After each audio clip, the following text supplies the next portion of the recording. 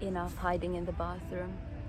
I've been trying to film this for a good few weeks, and when I say trying, I mean I tried once and I failed, and then I beat myself up, and then I waited and waited for inspiration to come, and it didn't. So I don't have a script. Yay! Welcome to my first vlog. But today I brought myself to the park and I told myself I'm not going home until I film this. So here I am. My name is Anka and I've recently self-published what some of you think is my first book. It's actually not, but more on that later. It's here. It's called Mindscapes and I'm very proud of it. And this is something that I don't think people see when they look at me, because I've been asked, why don't you promote it more? Why don't you make more social media posts, more, I don't know, marketing campaigns? And I try to tell them that I don't really know how to do it, but the truth is I feel a bit awkward about the whole promoting myself part. I am proud of the result. I just find it a bit cringy to tell people, here it is, please buy it. But I've always wanted to, well, always, in the last few years really, I've wanted to start a YouTube channel and I haven't, more or less for the same reason. But then I thought, right now, this would be a really good combination to start it by talking about my book, introducing myself and introducing my work. So here it goes. I've asked my followers and friends on social media to send me questions about the process, about self-publishing, about writing, about editing and so on. And I have received a few questions in private, mostly from friends and family, and they were not related to the process, which left me a little bit disappointed. But then I realized not everyone wants to self-publish a book. A lot of people just want to know a bit more about the personal things. For example, how did it feel to start? How does it feel now that you've done it, and so on. So most of the questions were centered around how it feels to do it. And then I realized a lot of people are creative, just not necessarily like me. They express their creativity in different ways. For example, they draw, they paint, they sing, they so on. They do vlogs.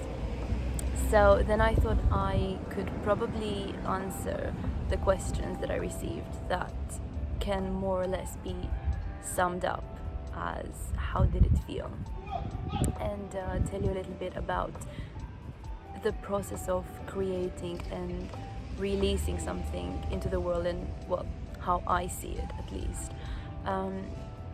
So I will try to do a separate vlog about self-publishing as well, for those who might be interested, but for now I'm just going to tell you a little bit about how it felt to put this collection together, and of course release it and share it with people.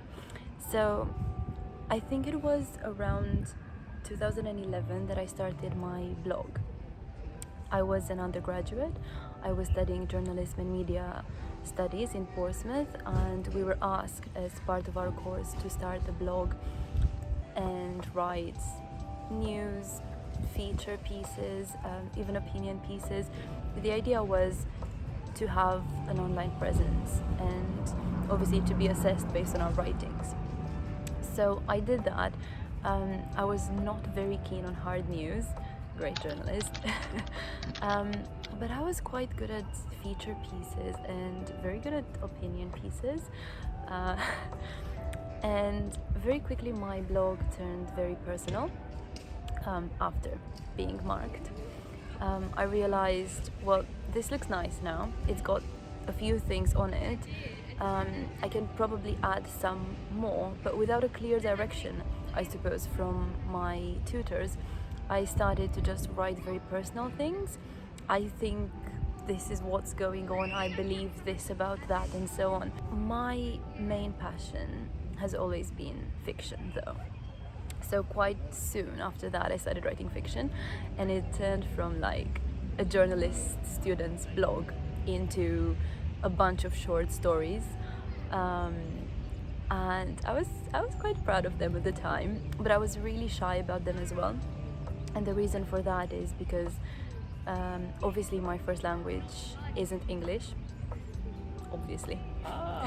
And I think I had a lot of grammar and spelling mistakes. When I say a lot, I don't mean, they were difficult to understand or anything, because obviously I was studying journalism in the UK, but I was a little bit embarrassed about what could sound a little bit awkward. So for example, a phrase that I might have invented a little bit, because in my head I translated it from Romanian into English, and it makes sense to me, but would it make sense to the reader, or would they think, wow, this sounds really, really awkward? So I wasn't really sharing my blog with the world, I just had it. It was, I guess, my own little personal project. But about 2 years later, in 2013, someone with a lot of followers on WordPress at the time found my blog, and they reblogged one of my short stories, and that brought a lot of visibility and awareness to my blog. So pretty much overnight I found a lot of likes, a lot of comments, a lot of followers, a lot of emails. And it was crazy. It was literally that I went to sleep and the next day I woke up and I had like hundreds and hundreds of likes and thousands of new followers, and it was, of course, it lasted for only a few days, but then what happened was that most of the followers stayed. So I think the thing with WordPress as a platform is it's not Instagram, it's not follow unfollow, or at least at the time it wasn't, I'm not sure now. And I found that every time I posted, these people would like my post, comment on them, and over time that number kind of went down a little bit, because maybe I haven't done a very good job at putting it out there and engaging as much as I should have. But what I want to say is that these people commented on my short stories that were obviously written in a way that expressed my feelings, my thoughts, my emotions, and so on. So my fiction tends to be very introspective, so it was already very vulnerable, and they commented, and the comments were very, very nice. So yeah, I had a lot of comments. Some of them were about my English. Some people were telling me, look, this sounds great, but you could probably rephrase that, and obviously that made me even more insecure. I did appreciate it, but it just made me quite insecure. And other comments, most comments, were things like, wow, I cannot believe that you've managed to express this in this way. This is also how I feel, but you put it into these words and it's so relatable, I suppose. So the feelings that I seemed to express were universal. What a surprise, right? And people seemed to like that. So there were things that I would normally say out loud. I wouldn't want to hang out with people and talk about my feelings in a way that makes me sound that level of open and vulnerable. Also, they would probably run. But in writing, it seemed okay. And it seemed to me that people appreciated it. So my experience with writing about myself, in a sense, or rather about my thoughts, my emotions, even though it is through characters, and people reading my work, has always been positive. Of course, there have been a few negative comments, but everybody gets those, right? And I suppose even when I was in school, when I was younger, even when I started my blog, even when my blog exploded a little bit overnight, and even to this day, people read my work and they do say nice things. Now, I don't know if they believe them, and I'm sure that there are loads of people who read my work and they don't like it and probably don't comment. Thank you. And I think that has contributed to me feeling quite positive about expressing myself, not having had too many negative experiences. And I haven't associated vulnerability with something to be feared. So putting together this collection was obviously quite a vulnerable act in a sense. But in my mind, that is associated with positivity. It does make me anxious, of course. It is absolutely normal.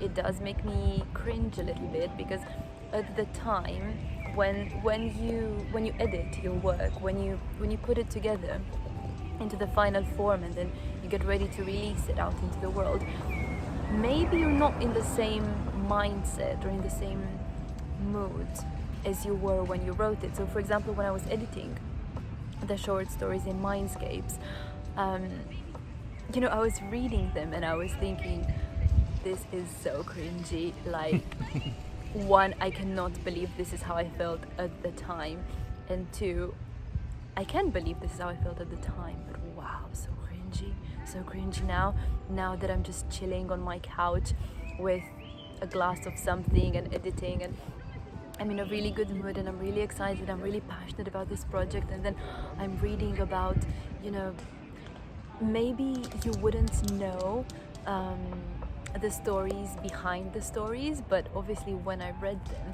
I remembered that event triggered this. This feeling inspired that, and I remembered them all, and I cringed so hard. But at the same time, what made me push through was remembering that people responded very positively to my writings in the past, and that was my main motivation, really. That's what kept me going. No man is an island. I think we all thrive when we interact with other people, when we are told that our work is good, and so on. So I think for me that helped me put this collection together, and I was very much aware that there would be people who would read it, or who have read other pieces on my blog before and thought a bunch of nonsense, and that's fine. It happens to me that I read other people's work and I think, wow, bunch of nonsense, and then I go through the comments, for example, and people compliment them and people say, wow, I really resonated, wow, this triggered some emotion in me, and then I think, well, okay, maybe I don't like it, but other people do, and at the end of the day, we're not supposed to resonate with everything. I believe that we resonate with different ideas, with different movies, books, styles throughout our life, but they change. Things that I resonated with when I was 16, for example, now, 11 years later, I don't resonate with anymore. I found some things that I wrote when I was 16, and I cringed really, really hard. And obviously music that I used to listen to and books that I used to like, I do remember them fondly, and I think, oh, this is so sweet, I used to like this, and oh, the memories and so on. But if you made me listen to or read the same things now, I would be like, what the hell is this? No, save me. But that's fine, because a 16-year-old now might still resonate with those things, and that's great. And maybe 10 years from now they will not, and that's great, because really, if we always resonated with the exact same things throughout our lives, we don't change. That's not great. If I was the same person I was at 16 now, that wouldn't be great news. So I think 2, 3, 4, 5 years from now, I will look at it again, and I will feel a little bit embarrassed to share it with the world, because I will think I no longer resonate with these stories, with the person I was when I wrote these stories, and I don't want people to get to know me through this work that I feel no longer represents me, no longer reflects who I am today. But that's something to worry about in 2, 3, 4, 5 years. I just published Mindscapes, I think less than 2 months ago, so it's still very, very new, it's fresh, and I'm still very proud of it, and I hope that in the future, even if I will stop resonating with it as much as I do now, I would still be proud of the achievement of spending, I think, about 2 weeks putting it together, because I already had the pieces. Everything in Mindscapes has been written before, over the years. So some pieces are pretty old, 5-6 years. Some of them are new, maybe from this year or the year before. Some of them I have showed to people and even published before. Some of them are just new, and when I put it together, it was like going through the pictures you have on your phone and remembering, wow, at this point in my life I was doing that, I was with this person, I was in this place, and I'm no longer at that point in my life, but it's really great to remember it. And I guess that's how I felt when I put together Mindscapes. And I think the last thing I want to talk about is, I suppose, dealing with negativity, which is quite a classic in these types of videos. So how do I deal with people who tell me, I suppose, bad things about my work? It hasn't happened to me a lot. It has happened to me a few times, and I'll be honest, I didn't really have to deal with it in any way. When I say I ignored it, I mean I ignored it, and that's kind of how I deal with negativity in other areas of my life too. It's not that I force myself to ignore it, it's that if it's constructive, if it's feedback, if it's constructive criticism, I'm more than happy to talk to you about it. I'm more than happy to receive it.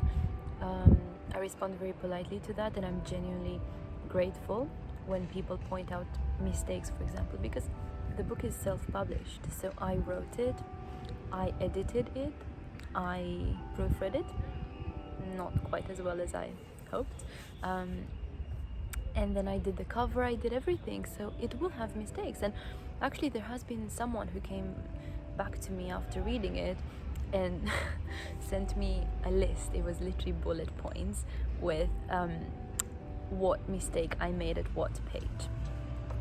And do you know what? It was very, very cringy, but I was very, very grateful. And I tried to correct them, and I said thank you. And I meant it. I was not bitter. I was a little bit insecure for a few hours. But when I say a few hours, I mean a few hours. This type of negativity, if you want, it's not something that stays with me in any way, especially if people mean well. And if people don't mean well, it doesn't stay with me at all. And this is not really something that I had to train in me. It kind of just happens. I don't pay attention to those things. I genuinely ignore them. And I can't really tell you how I do it. It's just me, I guess. It comes quite naturally to me. If it happened that someone that I know and care about came back to me and had a really, negative thing to say about Mindscapes, I guess I would take it to heart. But if it's someone random, just some troll, no. I can't bring myself to care. I genuinely can't. I don't know you. I don't know who you are. You don't know me. You judge me based on a thing that I wrote, which might not be your style, might not be for your tastes. It doesn't mean it is for no one's tastes. Clearly some people like it, and well, I like it. And if you don't, okay, you don't have to. Not everybody has to like my work, and not everybody has to like me. I'm genuinely okay with that. Well, unless I like them, then I'm not really okay with that. Also, this is both good news and bad news. People don't care. They don't care as much as you think. I self-published Mindscapes, and it's my baby and I love it, but I'm very much aware that there isn't a single person in the world, except maybe my mom, who cares about this book as much as I care about it. No one. Even if they read it and they like it and they resonate and they think, wow, this is great, and even if they send me a really nice message, they don't care that much. They read it, they liked it, maybe they bothered to tell me, and then they will put it down, maybe give it away, maybe recycle it, I don't know. And that's it. They carry on with their day. And you know, maybe they've been inspired, and maybe they're now going to write their own book, which is great.